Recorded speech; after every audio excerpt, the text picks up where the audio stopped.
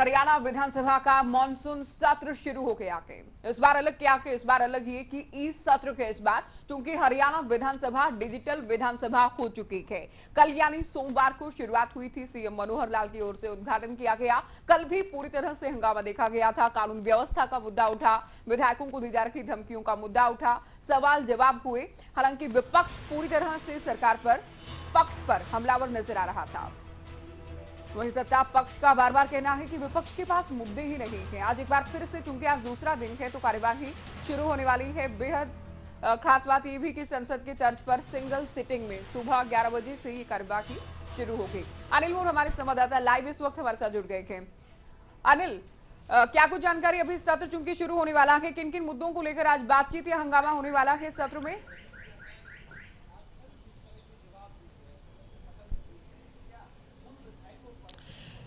देखिए, कल भले ही जो विधायकों की धमकी के मुद्दे पर ध्यान आकर्षण प्रस्ताव के तहत चर्चा हुई, लेकिन ये मुद्दा आने वाले दिनों में भी छाए रह सकता है। बात करने के लिए इस वक्त हमारे साथ सोनीपत से विधायक सुरेंद्र पवार मौजूद है, क्योंकि जो पिछले दिनों जो भी घटनाक्रम हुआ था उसमें सबसे ज़्यादा धमकी पवार साहब को दी गई थी और पवार साहब ने अपना इस्तीफा भी दे दिया था। और कहीं ना कहीं एक बड़ी परेशानी उस दौरान पवार साहब ने झेली थी। पवार साहब, सबसे पहला सवाल तो यही है, कल गृह मंत्री साहब ने जो जवाब सदन के पटल पर रखा, जो उनकी तरफ से जो जानकारी दी कि एसटीएफ ने महाराष्ट्र में कार्रवाई की, बिहार में कई लोगों को गिरफ्तार किया, उस जवाब से आप कितना संतुष्ट हैं? देखिए, आपने भी वो देखा होगा एचएम साहब का जो जवाब था, उसमें अभी तक वो उन लोगों तक नहीं पहुंच पाए हैं जिन लोगों ने ये धमकी देने का काम किया है।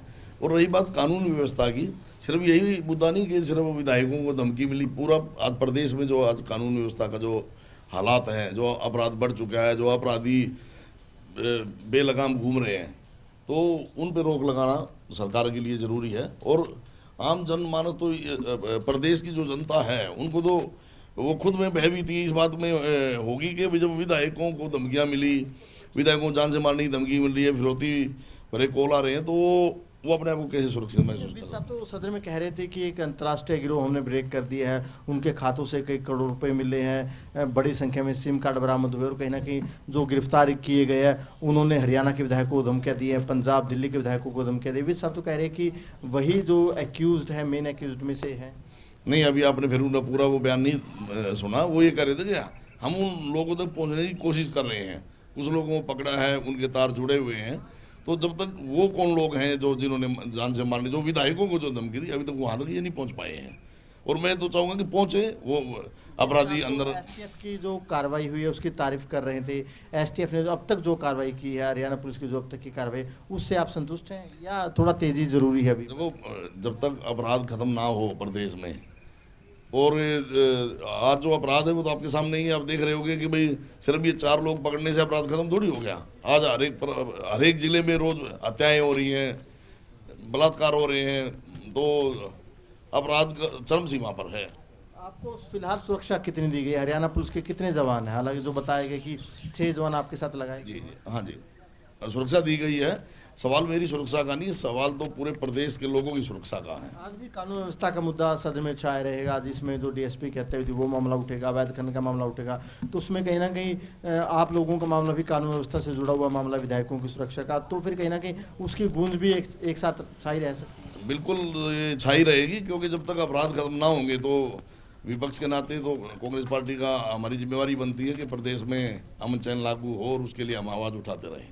एक सवाल, आपके इस्तीफे जो आपने दिया था, पूरा घटनाक्रम हुआ, आपको अब सुरक्षा दी गई, उसके बाद आप थोड़ा अब सुरक्षित महसूस करते हैं? आपके परिवार के लोगों को भी धमकियां दी गई थी, आपके बेटों को भी धमकियां दी गई थी, आप कुछ दिन तो घर से बाहर भी नहीं निकले थे, अब फिलहाल थोड़ा सुरक्षित महसूस करते हैं? जो आश्वासन दिया गया, जो सुरक्षा दी गई है?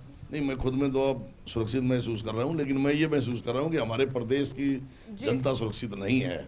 वो जब तक पूरे अपराध को काबू नहीं किया जाएगा, अपराधियों को अंदर नहीं किया जाएगा, तब तक जो है हमारे जो प्रदेश की जनता अगर अपने आप को सुरक्षित महसूस करे, तभी एक विधायक अपने आप को सुरक्षित महसूस कर सकता है। देखिए, बिल्कुल पवार साहब का यही कहना है कि जो प्रदेश की जो जनता है वो खुद को जब सुरक्षित महसूस करेगी तो कहीं ना कहीं हर व्यक्ति अपने आप को सुरक्षित महसूस करेगा। आज भले ही दूसरा दिन है, कानून व्यवस्था का मुद्दा आज भी छाया रहेगा, डीएसपी की हत्या का मामला छाया रहेगा, अवैध खनन का मामला छाया रहेगा, तो कहीं ना कहीं जो विधायकों को धमकियाँ दी गई थी उस मुद्दे की एक बार फिर गूंज सुनाई दे सकती है।